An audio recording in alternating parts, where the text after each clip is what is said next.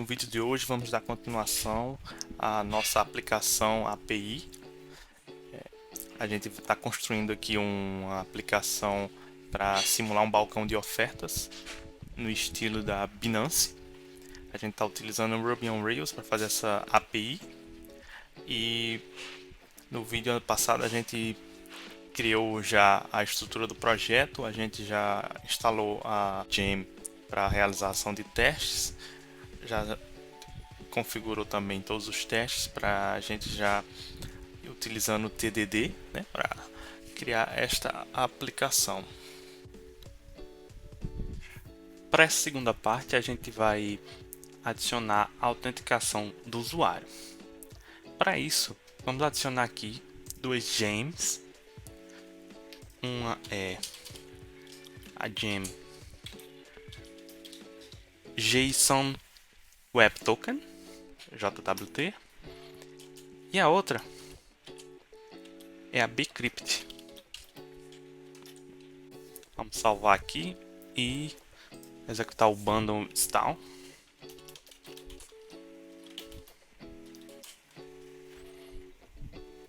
Ok. Já foram instaladas as duas gems, né? A primeira coisa que a gente vai fazer aqui é criar uma nova migração para adicionar o password, né? A senha para o usuário, que a gente inicialmente tinha criado o usuário somente com e-mail e username.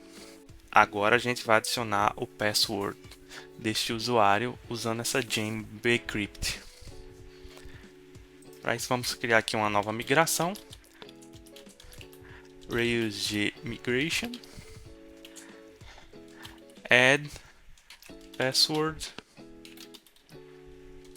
to users.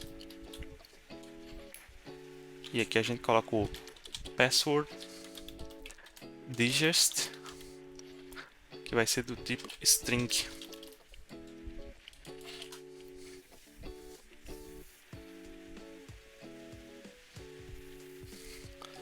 Agora vamos dar uma olhada aqui na nossa migração para ver se está tudo ok.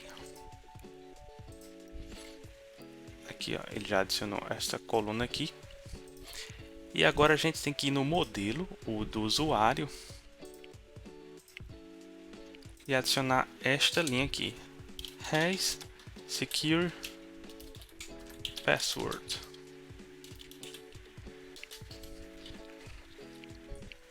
Pronto, agora nosso usuário já pode autenticar com e-mail e senha.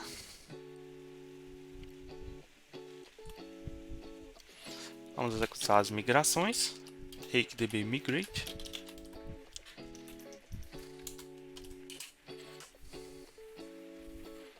Pronto. Vamos dar uma olhada agora no nosso arquivo de rotas. A gente vem aqui config e a gente tem esse arquivo aqui routes.rb. Vamos criar aqui um novo namespace. Vamos chamar de API, certo? E dentro desse namespace API a gente vai criar também outro namespace para informar que é a nossa versão 1 da API, certo? E aqui dentro desses namespace a gente vai incluir todas as nossas rotas. Como não criamos nenhum controller ainda, então a princípio o arquivo de rotas vai ficar aqui em standby. Vamos criar o controller para autenticação. Vamos aqui no terminal criar nosso primeiro controller. Vamos utilizar esse comando aqui, Rails G controller. A gente acabou de criar, né, a namespace API v1. E aqui a gente bota o nome do nosso controller. Vamos chamar ele de auth.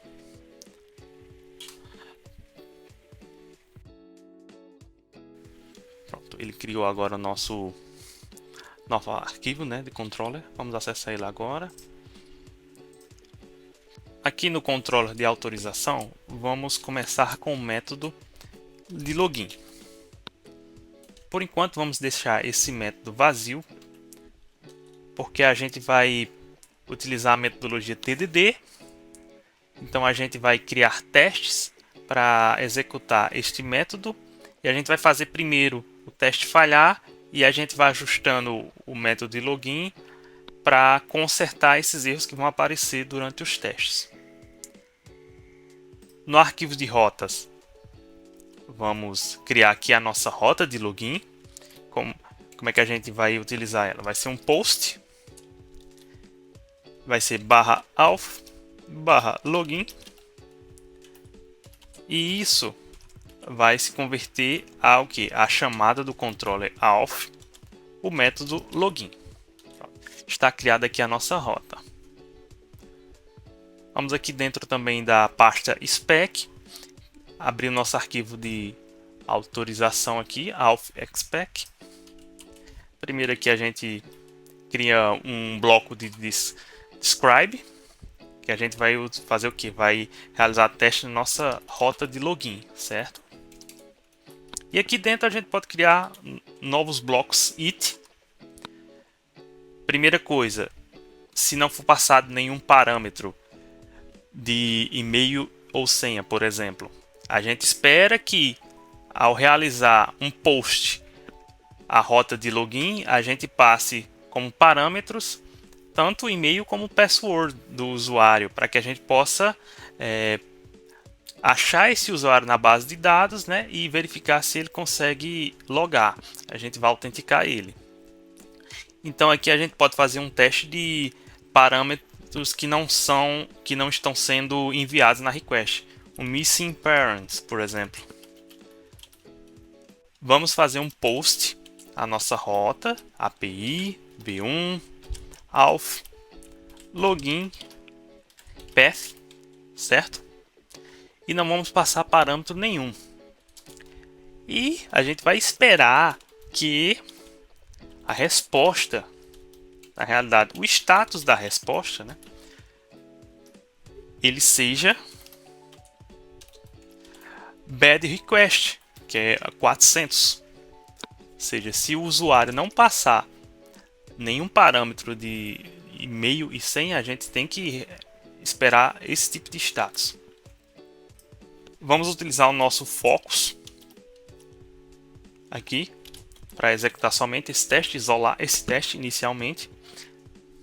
E aqui no terminal a gente executa nosso suite teste. Aqui está. A gente esperou uma resposta 400, que é de bad request, mas retornou 204. Como é que a gente faz para corrigir isso no nosso controller? Aqui no nosso controle de autorizações, a gente vai fazer o seguinte teste. A gente vai adicionar uma guard clause inicialmente, para que se um dos parâmetros for new, a gente vai retornar nossa bad request, nossos status. Então, aqui se all params.email for new, all params.password for new, a gente vai fazer um render e o status a gente vai colocar como bad request. Essa vai ser a nossa primeira tratativa. Executando aqui a nossa suite de testes, a gente vai ver agora que passou. Muito bem.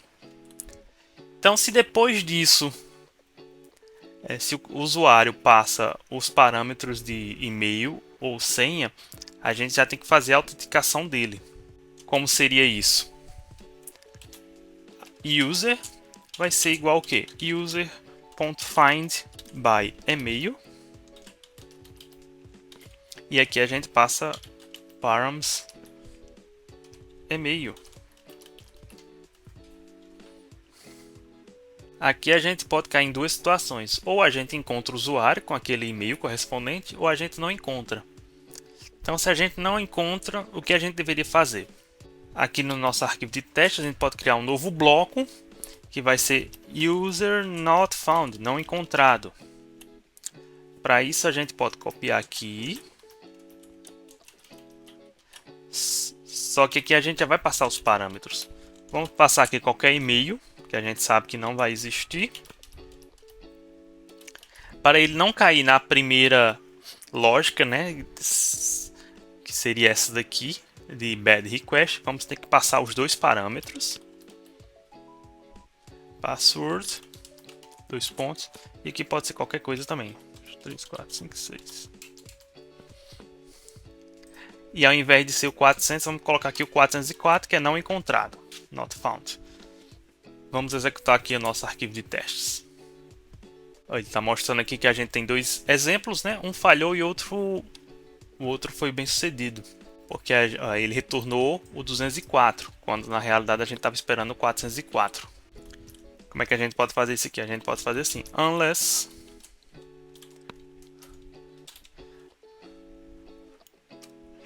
render status not found. Vamos executar novamente nosso suite de testes. Na realidade aqui a gente tem que adicionar aqui um novo return para ele sair da execução, né, dessa página. Vamos executar novamente. Agora os dois exemplos aqui estão sendo executados com sucesso. Vamos para a próxima parte. Agora a gente já tem o usuário, só que a gente ainda precisa autenticar ele com a senha. Então a gente vai colocar aqui um if user ampersand authenticate. Aqui a gente vai passar o nosso password.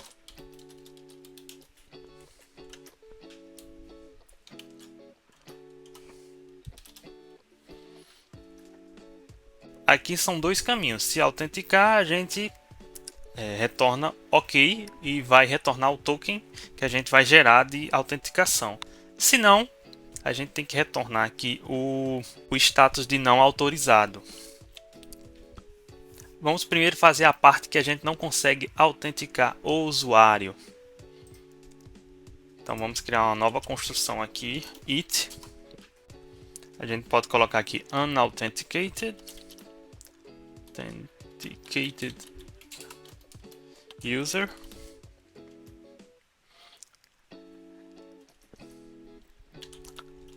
Também a gente pode copiar isto aqui inicialmente, só que antes vamos criar um usuário, certo? Create user. A gente vai atribuir isso a um usuário, certo? Vamos verificar aqui como é que está nosso arquivo de factors. Users. Aqui ele já está criando com e-mail e username. Agora aqui vamos adicionar o password.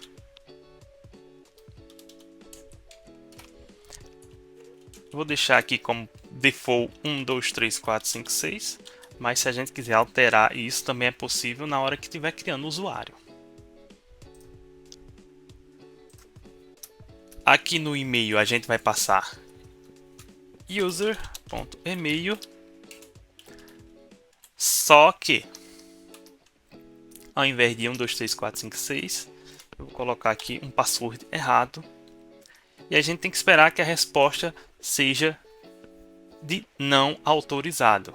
O status não autorizado é o 401. Vamos executar novamente a nossa suite de testes. A gente espera que ele retornasse 401, mas na realidade ele retornou 204. Então vamos fazer esse ajuste no nosso arquivo. Se ele não passar pela autenticação, a gente pode retornar aqui o unauthorized.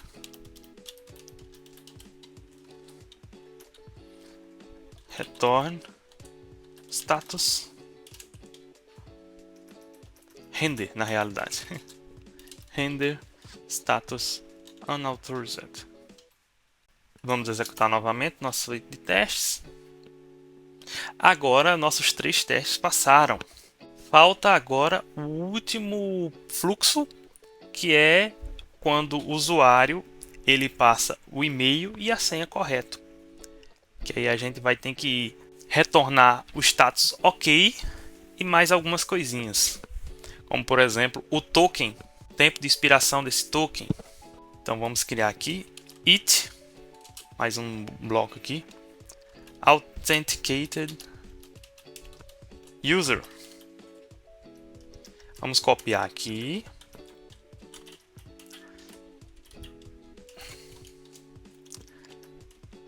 A mesma lógica, a gente vai criar um usuário, que a gente vai botar o password correto, só que não vai ser o status mais 401, é o status 200, que é o status OK.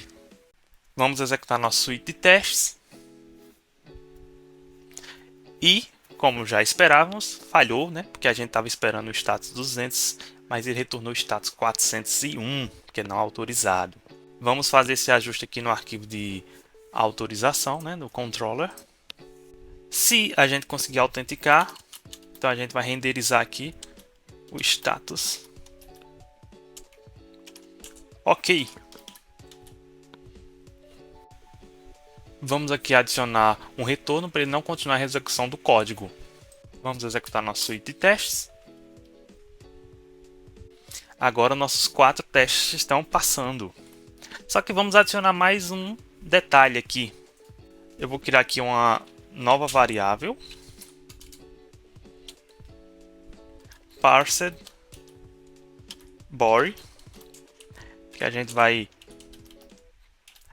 usar essa construção aqui, o json.parse, e a gente vai pegar a resposta, o corpo da resposta, body.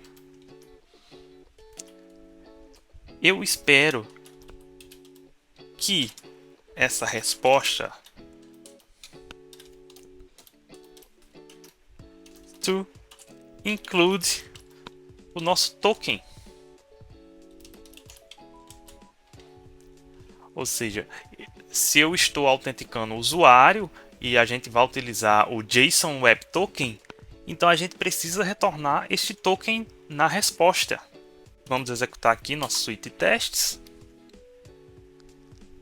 Ele não trouxe nada na resposta, porque a gente não está renderizando isso. Então vamos ajustar o nosso arquivo com nosso controller para atender essa especificação. Então, aqui a gente vai retornar um JSON.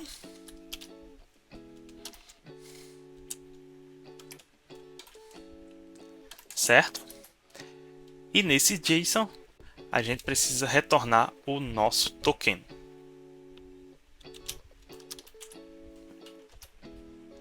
Mas como vai ser este token? Vamos acessar aqui a documentação da Gen JWT, né? JSON Web Token. Que ele tem um passo a passo para você executar para gerar esse token codificado. A primeira coisa, a gente tem que ter um payload. Depois a gente tem que escolher um algoritmo. E para usar esse algoritmo, a gente vai ter que ter um segredo. Então vamos criar primeiramente o payload.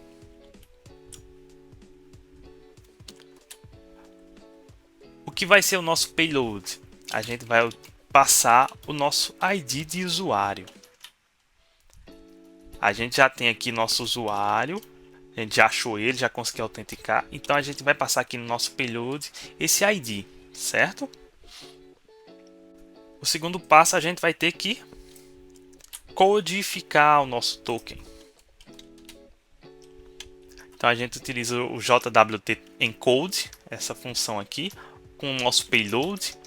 E aqui a gente vai poder utilizar um segredo. A gente pode usar reuse.application.secret key base. E aqui a gente escolhe um algoritmo.